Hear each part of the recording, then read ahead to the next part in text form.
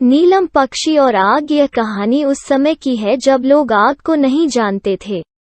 शाम होते ही लोग गुफाओं में चले जाते थे। उस समय लोग पूरी तरह से पर्यावरण पर निर्भर थे। कच्ची जड़ें, कैंडीड फल, पत्ते, सब्जियां और कच्चा मांस लोगों का भोजन था।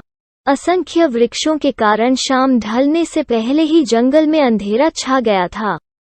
सुंदर बिन में एक गहरा कुंड था जिसका पानी पशु पक्षी पीने के काम आता था।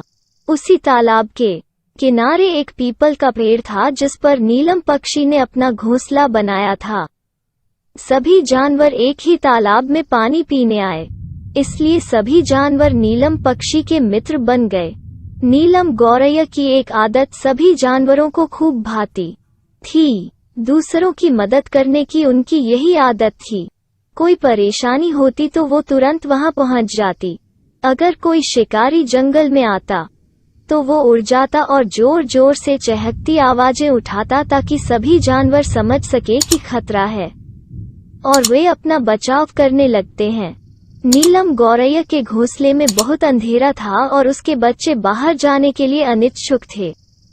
ऐसे में उनकी एक ख्वाहिश थी कि काश कहीं से प्रकाश की किरण आई। उसी तालाब के किनारे एक बहुत घना पेड़ था जिसके बड़े छेद में एक भालू रहता था। वो दिन भर सोता था और जब उसे भूख लगती थी तो वो तालाब से मछलियां पकड़ लेता था। भालू बहुत मतलबी और स्वार्थी था। जंगल के सभी जानवर उसे मतलबी भालू कहते थे। एक दिन बहुत ठंडी हवा चल रही थी। हल्की बूंदाबांदी भी हो रही थी। घोंसले में दोनों बच्चे नीलम गौरैया अपनी माँ का इंतजार कर रही थीं। वे दोनों बहुत भूखे थे। वे उत्सुकता से अपनी माँ को याद करते हुए एक दूसरे को सांत्वना दे रहे थे। वहीं बूंदाबांदी से नीलम पक्षी के पंख गीले हो गए। वो बड़ी मुश्किल से घोंसले तक पहुंची। बच्चों से प्यार किया और उन्हें खाना खिलाया। बच्चे माँ के गले लगकर रोते बिलखते सो गए। रात का पहला ही घंटा था जब नीलम पक्षी ने पके हुए भोजन को सूंघना शुरू कर दिया। उसने अपनी गर्दन घोंसले से बाहर निकालकर चारों ओर देखा। आग जल रही है और वो तली हुई मछली खाने का आनंद ले रहा है। नीलम चिड़िया रोशनी देखकर बहुत खुश हुई।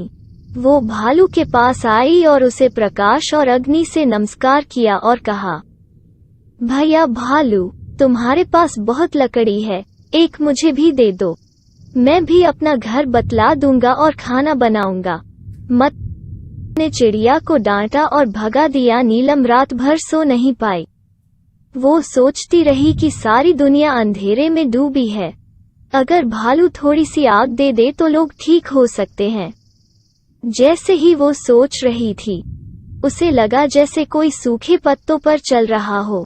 उसने गर्दन से बाहर देखा तो देखा कि शेर गुफा की ओर बढ़ रहा है। बहुत ठंड का मौसम था। पेड़ की मांद में लगी आग की गर्मी के कारण भालू बहुत गहरी नींद सो रहा था। तभी नीलम पक्षी ने चहकने की आवाज की।